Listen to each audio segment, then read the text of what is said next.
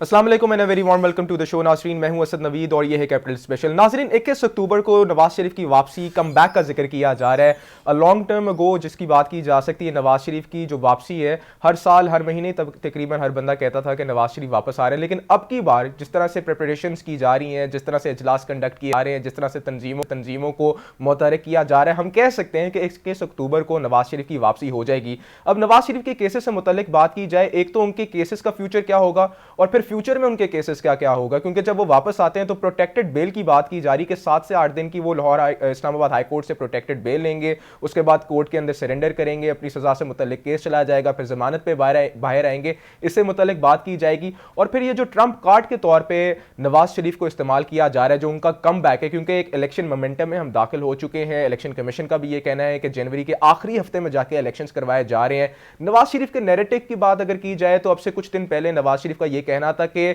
मिट्टी पाव पॉलिसी नहीं चलेगी। मिट्टी पाव पॉलिसी के अंदर हमेशा यह होता था कि पाकिस्तान के अंदर जो जोड़ तोड़ की सियासत करने के बाद एस्टेब्लिशमेंट हमारी माजी में जो किरदार अदा करती रही है कि हुकूमतों को कायम करती रही, वो सिलसिला नहीं चलना। और अब की बार हम एहतसाब करेंगे। अब इस एहतसाब को कुछ लोग एहतसाब तो समझ रहे हैं, लेकिन कुछ लोगों का कहना है कि यह इंतकाम है, और यह जाती इंतकाम है जो नवाज शरीफ वापस आके लेना चाहते हैं। पहले उन्होंने चंद लोगों के नाम लिए, जिसके अंदर जनरल फैज, जनरल कमर जावेद बाजवा, साकिब निसार का नाम था, पनामा वाले पूरे जजेस का नाम लेते हैं, उस पूरे बेंच का नाम लेते हैं। फिर अब से कुछ दिनों पहले हमने देखा कि जावेद लतीफ़ साहब की प्रेस कॉन्फ्रेंस सामने आई, जहां पे उनका ये कहना है कि हम 9 मई को फोकस करेंगे, 9 मई के जो करता धरता है उनसे इंतकाम लिया जाएगा। हमेशा की तरह गुड कॉप बैड कॉप नून लीग की एक पॉलिसी रही है, लेकिन नैरेटिव बड़ा ज़रूरी होता है किसी भी पार्टी के लिए अपनी आगे सियासत को चलाने के लिए। याद रहे कि इलेक्शन आ रहे हैं और इलेक्शन से पहले की जो सूरत हाल रही है आज तक की, मैसिव इन्फ्लेशन है, महंगाई बहुत ज़्यादा है। 16 महीने की जो PDM oriented led by noon league government थी, उसने तबाह हाल पाकिस्तान की मुईशत को छोड़ के गए हैं। आज वो किस बयानिए को लेकर वापस आते हैं नवाज शरीफ, ये बड़ी एक इंटरेस्टिंग और दिलचस्प मामलात होंगे। उनका ये कहना है कि जब वो वापस आएंगे तो मीनार पाकिस्तान के अंदर वो अपना स्पीच देंगे, खिताब करेंगे, उधर अपना नैरेटिव भी बताएंगे, अपना मैनिफेस्टो भी बताएंगे, और इंतकामी या इनकलाबी कार्रवाई जो भी उन्होंने करना होगा हमें वाज़ेह हो जाएगा। केसेस से मुतल्लिक हमारी जो इंटरिम गवर्नमेंट है, हमारे वजीर दाखिला, उनका भी ये कहना था कि नवाज शरीफ जब वापस आएंगे प्रॉबेबली हो सकता है कि उनको गिरफ्तार किया जाए, कानून अपना रास्ता खुद इख्तियार करेगा। और उसका बड़ा एक रफ सा एक उनको रिप्लाई आया, जिसको आप कह सकते हैं तगड़ा जवाब आया नून लीग की जानिब से। उनका ये कहना है कि अपने कद से बढ़ के कोई ऐसा बयान ना दें। माजी में देखें हमने साबका वजीर दाखिला शेख रशीद के साथ क्या किया और उनका क्या हाल हो रहा है। तो नवाज शरीफ वापस आएंगे और अवाम डिसाइड करेगी कि नवाज शरीफ ने क्या करना है, जेल में रहना है कि जेल से बाहर रहना है।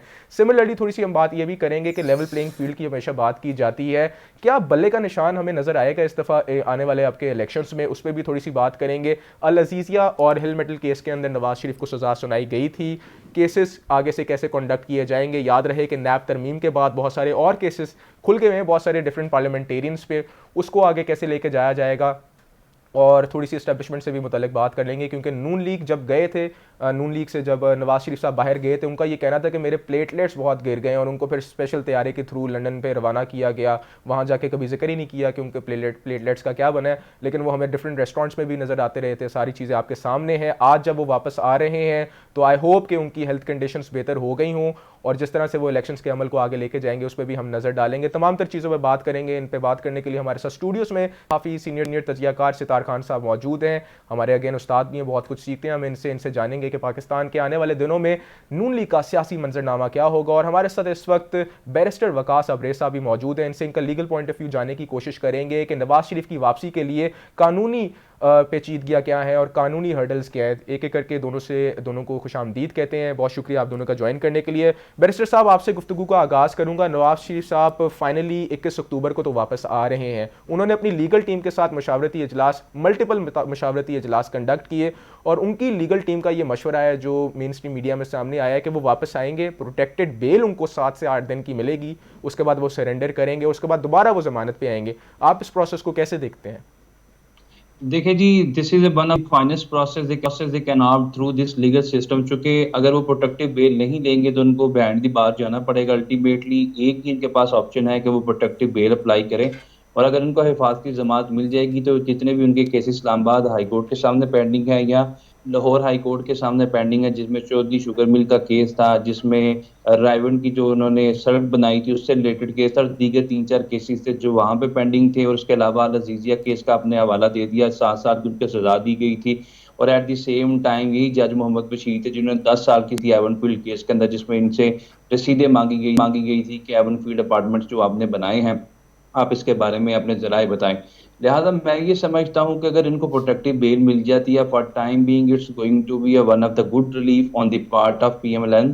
तो अगर इनको ये प्रोटेक्टिव बेल नहीं मिलती, देन व्हाट नेक्स्ट, ये एक बहुत बड़ी हैरानगी की चंबे की बात होगी, and this can be surprise to PMLN, जो कि बड़ी तैयारी के साथ और बड़ी शोरगुल कर रहे हैं। अगर इनको प्रोटेक्टिव हिफाजती जमानत नहीं दी जाती, क्योंकि हमारे कानून के अंदर एक ऐसा शख्स जो abscond कर जे, अगर तो लीगल रीजनिंग मौजूद हो, वाकई वो इलाज के लिए गए, इनकी सेहत जो थी वो नासाजगार थी, माहौल नासाजगार था और इनकी जान को खतरा था। आर्टिकल 9 ये कहता है कि सबसे पहले और बुनियादी जो फंडामेंटल राइट पाकिस्तान के तमाम शहरियों को दिया जाएगा, वो राइट टू लाइफ। और अगर वाकई किसी शख्स की लाइफ जो थी एट रिस्क थी, एट स्टेक थी, and he was residing behind the jurisdiction of Pakistan, फिर तो ये सारी चीजें जस्टिफाई हो सकती है। लेकिन अगर ये नजर आए कि वो सेहत उनकी इस तरह खराब थी कि वो कॉफी पीने भी जा रहे हैं, लोगों से मुलाकातें भी कर रहे हैं, जो नून लीग का वहां पे जो किसी किस्म का भी कोई पार्टी कारकुन जाता है, मिनिस्टर जाता है, तो उनसे मेल जोल मुलाकातें और पॉलिटिकल तमाम सरगर्मियां वो जो है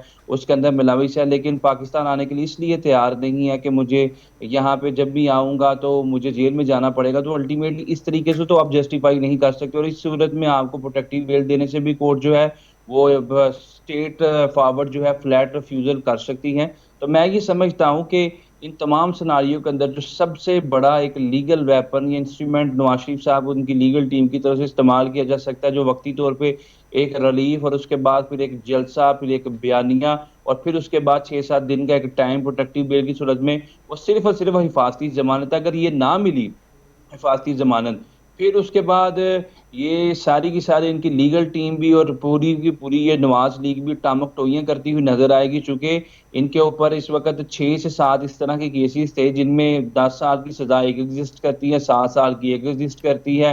रायबन का केस है, फिर मैंने आपको दूसरा उसका चौधरी शुगर मिल का भी, जिसमें मरियम नवाज साहिबा भी जो बिहाइंड दी बार थी और उन्हें वालिद की तीमारदारी पे वक्ती तौर पे जमानत दे दी गई थी कि खतून है और एट द सेम टाइम उनकी तीमारदारी करनी है। तो मैं ये समझता हूँ कि केसेस जो है वहीं के वहीं एग्जिस्ट करते हैं जहां से नवाज शरीफ साहब गए, he was facing the music, he was behind the bar, he was entirely into hard water, और उधर से ही ये सारी चीजें जो है वो रिज्यूम की जाएगी, वहीं से कंटिन्यू की जाएंगी।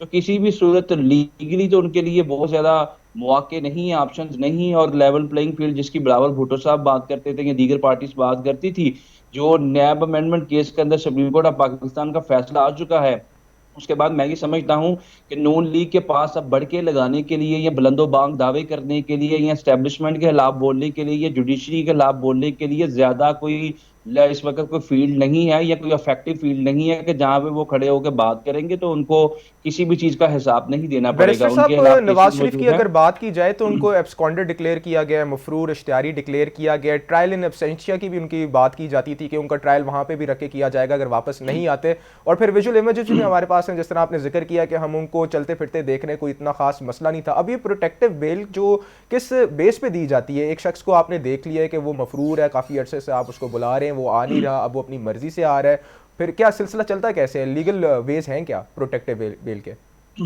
असद भाई, सबसे पहली बुनियादी बात तो ये है कि हर वो शख्स जो abscond कर जे, जिससे कोर्ट किसी भी केस के अंदर बुलाए, उसे जमानत दी गई और वो उसके बाद अपना शामिल तफ्तीश हो या फिर अपील के स्टेज के ऊपर वो अल्यूड करे, अवेड करे, अवॉइड करे कोर्ट के प्रोसेस को, and he do not produce himself before the court of law, जो भी उसकी लीगल प्रोसीडिंग्स या लीगल हेयरिंग्स थी, तो कोर्ट ऐसे ऐसे शख्स के रिलेटेड हमारा कानून ये कहता है कि उसका राइट टू अपील था या उसके जो दीगर लीगल राइट्स है उसको क्लोज कर दिया जाता है, उसको खत्म कर दिया जाता है, क्योंकि abscond कर गया, वो इश्तिहारी हो गया, वो मफरूर हो गया कोर्ट की तमाम कार्रवाई से। लिहाजा प्रोटेक्टिव बेल, जहां तक हिफाजती जमानत की बात है, उसे हिफाजती जमानत भी नहीं मिलनी चाहिए। हिफाजती जमानत किन ग्राउंड्स पे दी जाती है? हिफाजती जमानत इन ग्राउंड्स पे दी जाती है कि कोई भी शख्स ये कहता है कि मैं अपने लीगल प्रोसेस को ज्वाइन करना चाहता हूँ, मुझे फेयर ट्रायल का मौका दिया जाए, लेकिन अगर मैं ये एक जगह से दूसरी जगह मूव करता हूँ या अपने आप को जाहिर करता हूँ पाकिस्तान की टेरिटरी में, तो मुझे फिल फॉर गिरफ्तार कर दिया जाएगा, मुझे अदालतों तक रसाई नहीं दी जाएगी, लीगल प्रोसेसिंग के लिए फेयर अपॉर्चुनिटी नहीं दी जाएगी। ये इसलिए लिहाजा मुझे वक्ती तौर पे हिफाजती जमानत दे दिया जाए, जिस तरह हमने देखा गुज़िश्ता खान साहब को हिफाजती जमानतें दे दी गई और बहुत सारी हिफाजती जमानतें दी गई कि इस्लामाबाद अगर वो पेश होना चाहते हैं तो सरेराह इनको गिरफ्तार ना कर दिया जाए। फॉर टाइम बीइंग लाहौर की कोई कोर्ट अदालत जो है आर्टिकल 199 के तहत वो हिफाजती जमानत लाहौर हाई कोर्ट उनको ग्रांट कर देता था। लिहाजा ये केस जो है that is role together different, इसके अंदर अच्छा इनको बैरिस्टर साहब, प्रॉपर हमें ये अपॉर्चुनिटीज बताइएगा, दी इन गई। केस हाइपोथेटिकली अगर उनकी हिफाजती जमानत को मंजूर नहीं किया जाता और वो कन्विक्टेड हैं और उनको कहा जाता है कि जेल ही इनको डायरेक्ट लेकर जाया जाए, कोई पॉसिबिलिटी आपको नजर आती है कि इनको होम बाउंड इनके घर को जेल डिक्लेयर कर दिया जाए या एयरपोर्ट को तब तक जेल डिक्लेयर कर दिया जाए जब तक मजीद आगे जाके फैसले नहीं नजर आते? कोई इस तरह का मामला आपको दिखाई देता है? दे बिल्कुल जी, किया जा सकता है। हमारा जो प्रिजन का कानून है उसके अंदर भी इस चीज़ की गुंजाइश है, लेकिन ये चीज़ें डिसाइड की जाएंगी जो अगर नैब के कानून के तहत की जाएंगी तो नैब के कानून के तहत ये सारी चीज़ें डिसाइड की जाएंगी। और इसमें chairman NAB is the most effective authority जो कि ये चीज़ें डिसाइड करेंगे। शायद आपको याद होगा कि जो आगा स्वराज दुरानी थे उस वक्त सिंध के उस वक्त हाँ, स्पीकर उनको थे, हाउस आज अरेस्ट से कर दिया चार था। साल या 5 साल, और उनको जो है ना उधर ही नजरबंद कर दिया गया था। तो मैं ये समझता हूँ कि बहुत सारे केसेस हमारे सामने हैं और उनको बिल्कुल घर में नजरबंद किया जा सकता है, लेकिन मैं ये समझता हूँ कि अगर इनकी हिफाजती जमानत जो है वो उनको देने की बजाय इनकी हिफाजती जमानत जो है वो मनसूख कर दी जाती है, तो अल्टीमेटली फिर वो सारे के सारे जलसे जुलूस वादे नारे दावे कैफरे किरदार पहुंचाने वाली बातें वो सारी की सारी धरी रह जाएंगी। 10 साल की सजा एग्जिस्ट करती है इनके अगेंस्ट, एक केस के अंदर 7 साल की सजा एग्जिस्ट करती है। तो लिहाजा मैं ये समझता हूँ कि फिर बहुत सारी मुश्किलात का सामना करना पड़ेगा। आल दो के जो एक मरहूम जज थे जज अरशद मलिक साहब, उनकी वफात के बाद वो केस बहुत कमजोर हो चुका था, चूंकि उनके उन्होंने जो दूसरा केस सुना था फ्लैगशिप रेफरेंस के अंदर उनको इनमें बाइज्जत बरी कर दिया गया था, लेकिन फिर एवन फील्ड रेफरेंस जो जज मोहम्मद बशीर साहब के सामने है वो उस केस के अंदर आप ये देखें कि आपने रसीदें देनी है, आपने वो तमाम जराए बताने हैं जिनसे आपने एवरफील्ड अपार्टमेंट्स बनाए थे, फिर आपने रेवन की वो सड़क के बारे में कोई जस्टिफिकेशन या प्लाजिबल लीगल रीजनिंग देनी है कि आपने कौमी खजाने का क्यों इस्तेमाल किया अपने घर में जाने वाली एक जाती सड़क के लिए। तो बहुत सारी ऐसी चीजें हैं जो कि लीगली टेक्निकली और लॉफुली आपको रिप्लाई करनी ही पड़ेंगी, अगर आप नहीं करते तो ultimately you have to face music. तो मैं ये समझता हूँ इनकी मुश्किलात जो है अभी भी एग्जिस्ट करती हैं। आल दो के जो नया कानून के अंदर अमेंडमेंट्स आई थी उसके बाद अगर ये फिल फोर आ जाते तो इनके सारी की सारी चीजें जो है वो ठीक है। शायद ट्रांसपेरेंटली खत्म करने की कोशिश, जिस तरह मरीम नवाज साहबा के केसेस है, कैप्टन सफदर के केसेस है, शबाज शरीफ हमजा शबाज हकान अब्बासी दीगर रहनुमा को वक्ती तौर पर रिलीफ मिल गया था, इनको भी रिलीफ मिल जाता और उस रिलीफ के सर पे खड़े होकर ये पूरे का पूरा एक सियासी बयानिया बना सकते थे। ठीक है सितार खान साहब, अभी भी नवाज शरीफ की वापसी को लेकर बहुत सारी कॉम्प्लिकेशंस हैं, हमें बताएं उनका नैरेटिव एक्चुअली है क्या? इंतकाम की कार्रवाई चाहते हैं, आगे आके पाकिस्तान की मुईशत को बेहतर करना चाहते हैं? And considering the fact Nawaz Sharif वापस जब गए थे तो मेरा ख्याल है किसी डील के तहत गए थे, अब वापस आ रहे हैं तो क्या कोई किसी डील के तहत ही आ रहे होंगे? इतनी आसान तो अब जिस तरह बैरिस्टर साहब ने बताया कि अभी 100 पेचीदगियां बाकी रहती हैं, इतनी कॉम्प्लिकेशंस में तो नवाज शरीफ कभी भी इतना बोल्ड कदम नहीं उठाएगा और वापस आएगा। आपको क्या लगता है कि वाकई ऑर्गेनिकली वापस आ रहे हैं? और कुछ सवालात के जवाब जो होते हैं ना वो सवालात ही की वजह से उसका जवाब ही नहीं होता। ये सवालात ही ऐसे होते हैं कि जिसका जवाब नहीं होता और जो सुनने वाला देखने ठीक है वाला सर, वो फिर एक ब्रेक ले कहता लेते हैं, जब वापस है, आएंगे तो कहता है आपका कि ये ज़रूर इस पे सवाल बात ही करेंगे। ऐसा था जिसका एक ब्रेक कभी लेते हैं, जवाब ब्रेक से नहीं वापस होता। आएंगे तो गुफ्तगू को जारी रखेंगे।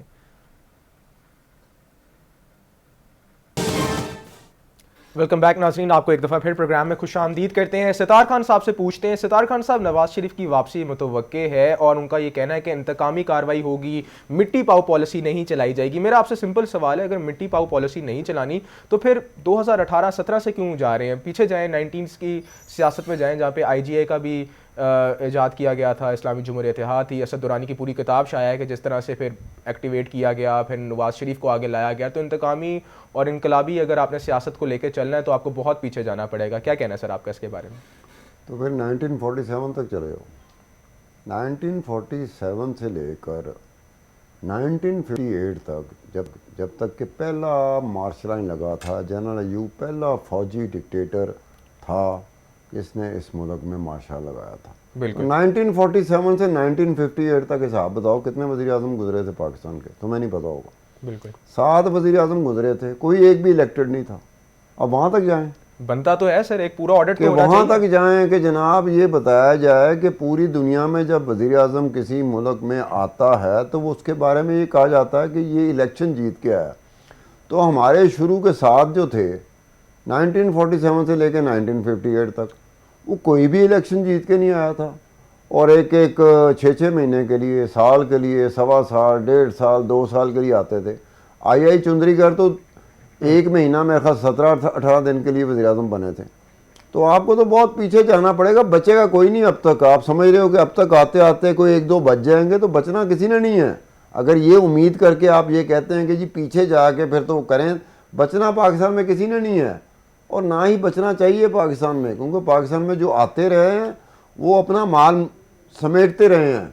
कौन सी ऐसी हुकूमत गई है, कौन सा ऐसा हुक्मरान गया है जिसके दौर में करप्शन ना हुई हो, करप्ट प्रैक्टिसेस ना हुई हो? कौन सा ऐसा हो, मुझे बता दो एक। अगर अपनी पसंद को आपने लेके आना तो फिर वो एक अलग बात है। पसंद का फैक्ट्स के साथ ताल्लुक़ नहीं होता, हकीकत के साथ पसंद का ताल्लुक़ नहीं होता। पसंद होती है कि जी मुझे यकीन है कि इसने कुछ नहीं किया होगा। अब आपको अजीब सी बात है, बैठे बैठे घर में मुझे यकीन है इसने कुछ नहीं किया होगा। अब ये नवाज शरीफ गए थे, मुल्क से बाहर गए थे, तो किसने जाने दिया था मुल्क से बाहर इनको? किसकी हुकूमत थी? एक पे केसेस चल रहे हैं, मुख्तलिफ केसेस चल रहे हैं, सज़ा हो गई है, आप उसको मुल्क से बाहर जाने दे रहे हैं। फिर ये बात भी निकली थी, इसको भी प्रूव होना चाहिए कि जनाब जाते जाते जैसे नवाज शरीफ करते हैं, नवाज देते हैं, तो कई मिलियन डॉलर की आवाज़ निकली थी। अब वो कई मिलियन डॉलर जो थे, कितने मिलियन डॉलर थे? 50 मिलियन डॉलर थे, 10 मिलियन डॉलर थे, 30 मिलियन? वो किसने लिए थे? वो जनरल बाजवा ने लिए थे या इमरान खान ने लिए थे, या दोनों ने वंड पाई सी? हुकूमत तो इसकी थी, इमरान खान की थी, और एक बंदा बाकायदा सजा याफ्ता है, वो इस मुल्क से जा रहा है। और अजीब बात है, वो चला जाता है, फिर बाप कहते हैं ये भाग गया है, भगूड़ा है। वो भाई जाने तो आपने दिया था, या आपकी हुकूमत ना सर लेकिन होती। नवाज शरीफ वापस आ रहा है, वो कह रहा है कि मैं आके एहतसाब करूंगा। मेरा आपसे सिंपल सवाल ये है कि छांगा मांगा की सियासत को भी हमने देखा, BMWs यहाँ पे ऑफर कराई गई, मेगा अपॉइंटमेंट्स को लेके, NRO भी लेके यहाँ पे गए, बड़ी बड़ी यहाँ पे फैक्ट्रियां भी लगाई गई। तो एहतसाब स्पेसिफिक क्यों है इस मुल्क में? और नवाज शरीफ हमेशा ये करते थे कि जब वो मुश्किल वक्त में होते थे तो पैरी पड़ते थे, अब जब थोड़े बेहतर हालात में आते थे तो गर्दन पकड़ लेते हैं। ये कब तक चलेगा ये सियासत? अब तो सब चीज़ एक्सपोज हो चुकी है। इससे कौन सा मुबर्रा है? जो हुकूमत में आता है वो गले पड़ता है, जब हुकूमत से उतरता है तो पैरी पिया होता है। मुझे बताओ ना, एक आधी मिसाल दे दो कि नहीं ये बंदा जो था ना हुकूमत में भी खड़ा था और हुकूमत जब इसकी गई है तब भी खड़ा रहा। मुझे बता दो ना मिसाल। पीपल्स पार्टी की हुकूमत रही है सर, पीपल्स पार्टी ने किया। पाकिस्तान में अगर कोई पार्टी थी, पीपल्स पार्टी थी, लेकिन बेनज़ीर भुट्टो मरहूमा जो थी वो 2 मरतबा हुकूमत में आई थी, इलेक्शन जीत के आई थी, लेकिन इस्टेब्लिशमेंट के साथ उन्हें बाकायदा प्लान किए पैकेज के साथ आई थी। इस्टेब्लिशमेंट ने कहा था आप आएंगी तो आप ये कर सकती हैं, इससे आगे नहीं कुछ कर सकेंगी, तो उसे भी बाकायदा तय करके आना पड़ा था, बेनज़ीर भुट्टो को भी। कौन सा ऐसा है इस मुल्क में जो बग़ैर इस्टेब्लिशमेंट के साथ तय तू करके ना आया हो? लाती इस्टेब्लिशमेंट है, बेचती भी इस्टेब्लिशमेंट है। हम यहाँ पर आपस में बैठे होते हैं कि वो बड़ा अच्छा था, वो बहुत बुरा था, वो कमाल करते, दरवाज़ा सबका एक ही होता है, एक ही दरवाजे से आते हैं। इस एक वक्त में अब यहाँ पे बात आ जाती है, अब बताया जाए कि नवाज शरीफ भी रोना किस शख्स का रो रहा है जिसका नाम जनरल कमर जावेद बाजवा है। इमरान खान भी किसका रोना रो रहा है जिसका नाम कमर जावेद बाजवा है। कमर जावेद बाजवा को पाकिस्तान का सिपा सलार किसने बनाया था? मियाँ नवाज शरीफ साहब ने बनाया था। और कमर जावेद बाजवा को एक्सटेंशन किसने दी थी? इमरान खान ने दी थी। ये अजीब सी बात समझ नहीं आ रही कि दोनों की पसंद एक ही है, और वही पसंद किया हुआ बंदा, वही सिलेक्ट किया हुआ बंदा, वही चुना हुआ बंदा बाद में एक्यूज़ भी उसको कर रहे हैं, विलन भी उसको बना रहे हैं कि इनने साड़ी हुकूमत ख़त्म की थी। तो नवाज शरीफ और इमरान खान में फ़र्क क्या होता है? फ़र्क तो ख़त्म हो गया, दोनों की पसंद एक ही है और दोनों एक ही बंदे को विलन कह रहे हैं। जनरल कमर जावेद बाजवा को अपॉइंट करने वाला नवाज शरीफ, जनरल कमर जावेद बाजवा को एक्सटेंशन देने वाला इमरान खान, और दोनों उसी को कह रहे हैं कि इसने मेरे साथ बड़ी ज़्यादती की, इसने मुझे किक आउट कर दिया। वो कहता मैं जलील हो गया, रुसवा हो गया। नवाज शरीफ भी ये कह रहा है, इमरान खान भी ये कह रहा है। अब बताओ मुझे इन दोनों में कोई फ़र्क है? और जो इनके पीछे चल रहे होते हैं झंडा पकड़ के कि ये आएंगे तो मैं इस्तकबाल करूँगा, जाएंगे तो फिर मैं रोना रोऊंगा, इन दोनों से पूछा जाए जो सपोर्टर हैं कि तुम लोगों के लीडर की पसंद तो एक ही बंदा था, और विलन भी तुम लोग दोनों का एक ही था। अब ये समझ नहीं आती कि कौन सी ऐसी चीज़ है जिस पे करेंगे। आप इतने सियासतदान हो के, इतना एक्सपीरियंस रखने के बावजूद आप वैसे आते हैं टीवी पे खिताब करते हैं, ये कौम से खिताब करते हैं कि जनाब मैं वाहिद बंदा हूँ जो आज तक झुका नहीं है, बिका नहीं है, मैं ही दयानतदार हूँ, मैं ईमानदार हूँ। आपसे ये गलतियाँ होती हैं तो फिर उसका जिम्मेदार आप ही को होना चाहिए या हमें होना चाहिए? अब दोनों की पसंद एक ही, दोनों का विलन भी वही, पसंद भी वही, विलन भी वही। अब ये समझ नहीं आती। आगे बढ़ाते हैं सितार खान साहब, वैसे उनका नैरेटिव भी बदल गया, उस पर आपका व्यू मैं लेना चाहूंगा, लेकिन बैरिस्टर साहब से पहले जानते हैं। बैरिस्टर साहब हमें ये बताइएगा कि एक सिविलियन का ये एक दावा है नवाज शरीफ साहब का कि जब मैं वापस आऊंगा तो इंतकामी और इनकलाबी कार्रवाई और एहतसाबी कार्रवाई करूंगा। हमारे मुल्क में इस तरह का कोई स्ट्रक्चर पाया जाता है कि हम किसी किसी वर्दी वाले का, किसी इंस्टीट्यूशन का बाय सिविलियन प्रोसेस हम उसका एहतसाब कर सकें, उसको अकाउंटेबल ठहरा सकें? कभी ऐसी कोई माजी में मिसाल भी नहीं मिली हमें, तो क्या नवाज शरीफ ये कर सकते हैं? देख लें जी, अगर नवाज शरीफ, जो समझदार लोग हैं वो अपने माजी से जो है वो सबक सीखते हैं। 1990 से लेकर 93 तक और फिर उसके बाद 1997 से लेकर 1999 तक, 12 अक्टूबर तक सारी चीज़ें देख लें। फिर उसके बाद 2013 से लेकर ऑनवर्ड 2017 तक देख लें।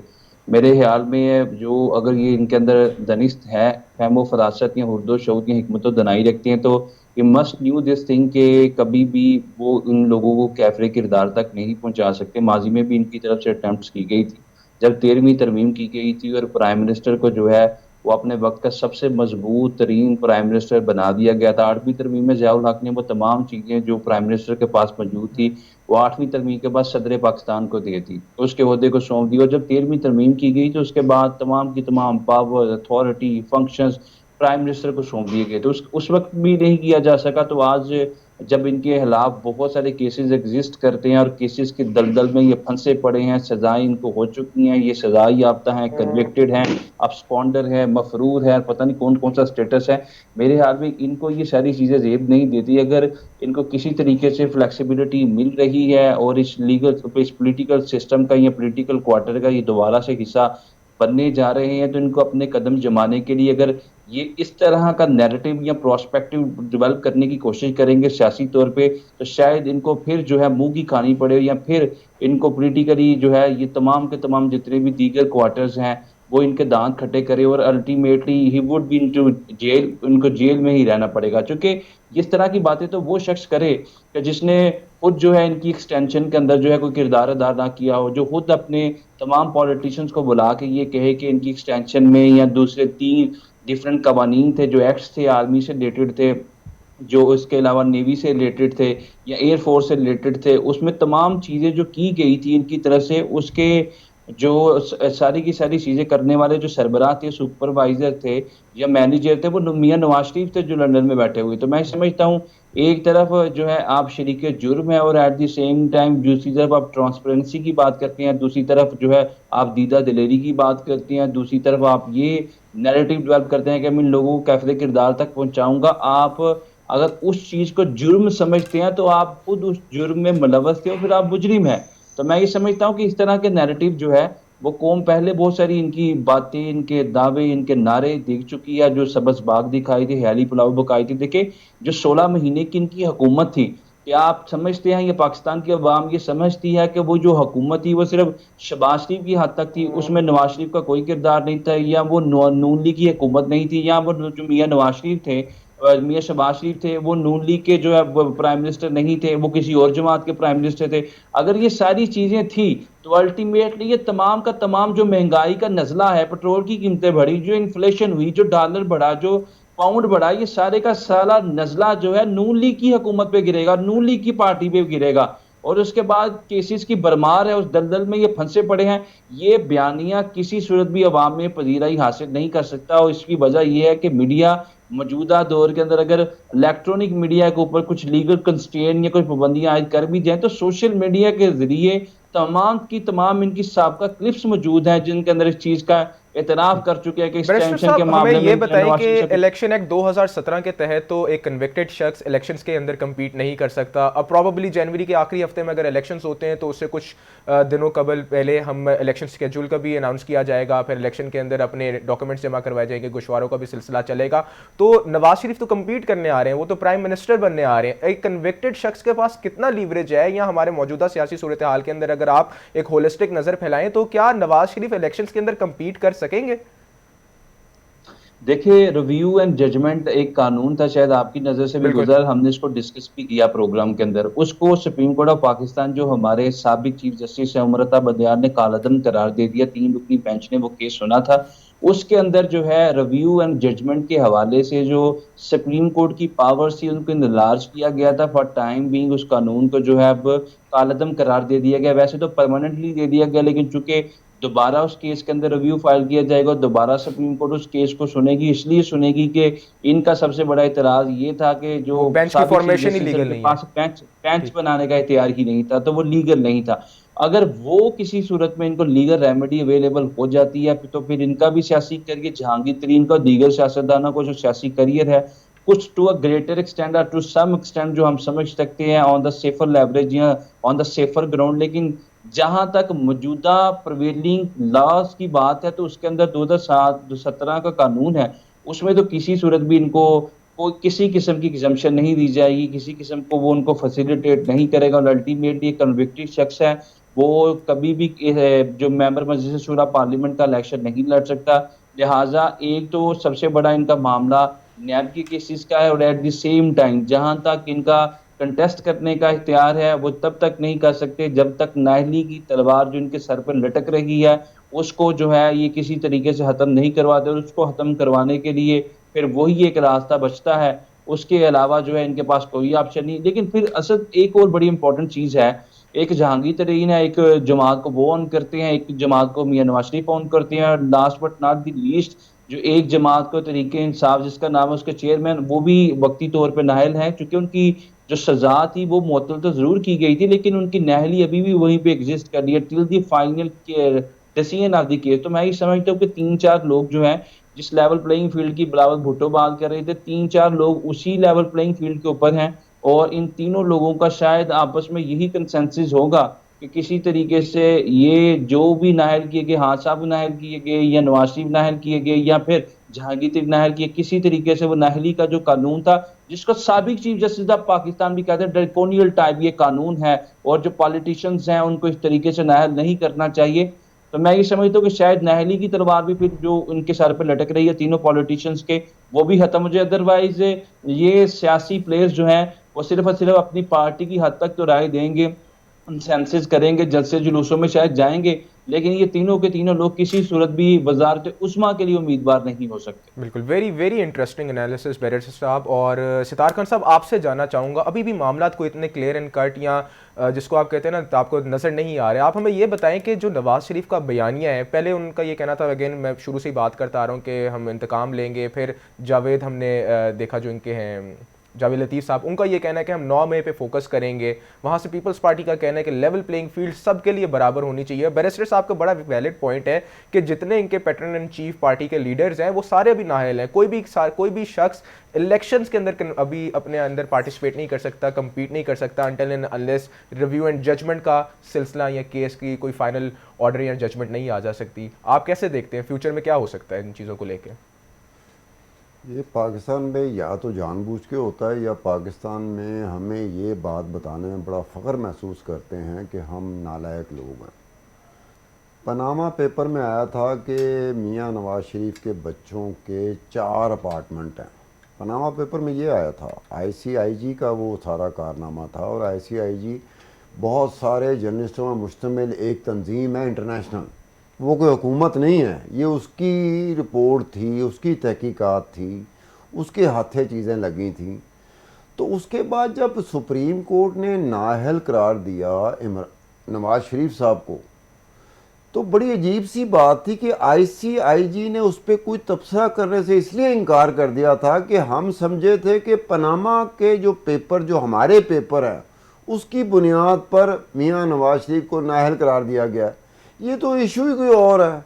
ये कोई यूएई की कंपनी है, वहाँ से कोई पैसे आए और हुसैन नवाज ने भेजे थे, जो नवाज शरीफ ने एक्सेप्ट नहीं किए, कबूल नहीं किए, और बाद में जाके उन्होंने जो नॉमिनेशन पेपर होते हैं उसमें जिक्र नहीं किया। अब ये कैसी पूरी दुनिया विटनेस कर रही थी इस चीज़ को कि आईसीआईजी ने अपना हाथ रोक लिया था। पहले जब जजमेंट आई तो आईसीआईजी ने कहा कि इस पे भी हम आएंगे कि ये हमारा कारनामा है पनामा पेपर का।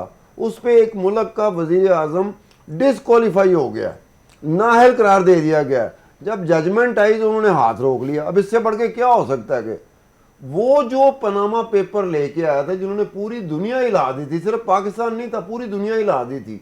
अब उनका ये स्टेप भी आपके जेहन में होना चाहिए कि उन्होंने स्टेप बैक क्यों किया, कि यार इसको हम किस तरह से क्लेम कर सकेंगे। आने वाले वक्तों में अपने अपने डॉक्यूमेंट में अपने अपने उसमें उन्होंने जिक्र जरूर किया, लेकिन उस एक वक्त में रुक गए थे। वरना कुछ ममालिक ऐसे थे जिसपे आईसीआईजे आ गया था, उन्होंने कहा ये हमारी वजह से हुआ है, हमारी मेहनतों की वजह से हुआ है कि इस बंदे के साथ ये हो गया, या वो डिस्क्वालीफाई हो गया, या उसको सजा हो गई, या कुछ हो गया। पाकिस्तान के केस में उन्होंने हाथ रोक लिया था शुरू में। जब जजमेंट गई है तो वो यही समझे थे कि पनामा पेपर में जो कुछ आया था लंदन फ्लैट्स के बारे में उसमें नाइल किया गया, लेकिन वो जब जजमेंट आ गई तो उन्होंने अपने हाथ रोक दिए। आप इस तरह काम करते हैं कि जिसको सज़ा होनी चाहिए, जिस मामले में होनी चाहिए, उसमें आपकी तरफ से सज़ा या दी नहीं जा सकती या आप देना नहीं चाहते। हर दो सूरतों में आप जिम्मेदार हैं, जो उस वक्त की इस्टेब्लिशमेंट थी या उस वक्त की जो सुप्रीम कोर्ट थी, कि आपको पता ही नहीं पनामा पेपर में किस चीज़ का जिक्र है। उस पर कोई जजमेंट ही नहीं है, जिस पे सारे का सारा पनामा पेपर है, उस पर कोई जजमेंट ही नहीं है। और जजमेंट आ गई कि जनाब एक यूए में कंपनी है। तो अब इसका मतलब है कि आप पूरा मौका देते हैं नवाज शरीफ को। नवाज शरीफ का बयानिया कहाँ से बना था? अगर सुप्रीम कोर्ट की जजमेंट ना आती तो नवाज शरीफ का ये बयानिया कि मुझे क्यों निकाला बन ही नहीं सकता था। उसको पता चल गया, उन्होंने कहा ये बयानिया मेरा चलेगा, और वाकई चला था उस वक्त उसका बयानिया। कि लोग ये कह रहे थे कि यार पनामा के ऊपर फैसला आना था, अकामे के ऊपर आ गया फैसला। अब ये अजीब सी बात थी, हमारे मुल्क में ये चीज़ें देखी नहीं जाती, लेकिन बाकी दुनिया देख रही होती है। किस किस मौके पे हम बाकी दुनिया को मौका देंगे कि हम पे हंसे, और हमें ये भी नहीं पता चलता कि बाहर की दुनिया हम पे हंस रही है। हम ये समझ रहे होते हैं कि हम कमाल के लोग हैं, ओहो हम जैसा काम तो दुनिया में कोई कर ही नहीं सकता जो हम करते हैं। वाकई हम जैसा काम दुनिया में बहुत कम होता है। जो हम कर सकते हैं वो हमारे सामने है कि कोई फैसला जो बाकायदा जिसको फैसला होता है, जिसको मुस्लिम जाके आप बाकायदा उसको कोर्ट कर रहे होते हैं। अब बैरिस्टर साहब बैठे हैं, इनको पता है कई ऐसे मुकदमात हैं जो कोर्ट हो रहे होते हैं, कई ऐसे मुकदमात हैं जो बैरिस्टर साहब भी कोर्ट नहीं करेंगे। हालांकि मुकदमे का फैसला आ चुका है, सुप्रीम कोर्ट दे चुकी है, लेकिन ये कोर्ट नहीं करेंगे क्योंकि इन्हें पता है कि यार डामाडोल सी चीज़ है। इसको कहीं पे कोर्ट करेंगे, जिस अदालत में कोर्ट करेंगे, कहीं वो इसका जो लकूनाज हैं, इसके जो ऐसे पराइए हैं जिसको एम्बिग्युटी कहते हैं, कहीं वो ना लेके आ जाए, केस हमारा कमज़ोर ना हो जाए। तो हमने देखना ये है, अपनी पसंद और नापसंद को पीछे रखो, साइड पे रखो, और आके देखो कि मेरिट और फैक्ट्स हकीकत क्या कह रही, उसकी बुनियाद पर फैसला दो। अगर नवाज शरीफ को पनामा पेपर में जो 4 फ्लैट्स का जिक्र है उसकी बुनियाद पे सज़ा हुई होती तो नवाज शरीफ के लिए मुमकिन ही नहीं था कि मुझे क्यों निकाला, और बयानिया चलाते। और कितने साल बयानिया चला, जब तक उनकी हुकूमत नहीं बनी थी तब तक उसका बयानिया बड़ा चला था। हर नून लीगिया कह रहा था मुझे क्यों निकाला, उसे पता उसका बयानिया चल चुका है। अब हमारे यहाँ बयानिया चलने की बैकग्राउंड भी ये होती है कि हमारी गलती होती है या करता धरता जो होते हैं। बिल्कुल, बहुत शुक्रिया आपको बयानिया का मौका देती, आप बयानिया अपना चला। बड़ा ज़बरदस्त आपका एनालिसिस रहा है और चीज़ें अभी भी इतनी, आप दोनों का बहुत बहुत शुक्रिया। बैरिस्टर साहब आपका बहुत शुक्रिया। आने वाले दिनों में मज़ीद क्लैरिटी आ जाएगी। नवाज शरीफ की वापसी जैसे जैसे करीब आती जा रही है, मज़ीद सवाल अपनी जगह जन्म ले रहे हैं। देखते हैं उनकी वापसी पे क्या हमारी जो अदालतें हैं, हमारी जो एस्टेब्लिशमेंट है, क्या नई करवट दिखाती है। तब तक अपना बहुत सारा ख्याल रखिएगा। हमें दीजिए कल तक के लिए इजाज़त।